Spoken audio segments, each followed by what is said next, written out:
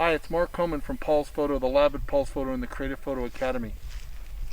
It is the most awesome day to be creative because we have a chimpanzee behind us. His name is Ricardo, which means chocolate or dark. And he was born very dark. Look at him there. We're very lucky. We're in the Chimpanzee forest. The chimps are right here. I have the 500mm lens to get a nice tight headshot. Look at that right there of his face. I'm at f5.6 at a 1250th of a second with ISO 25,000. It's very dark here in the forest. Thank God the Z7 II has the great low light performance. So that's the 500 for a headshot. If I want an environment photo, 70 to 200.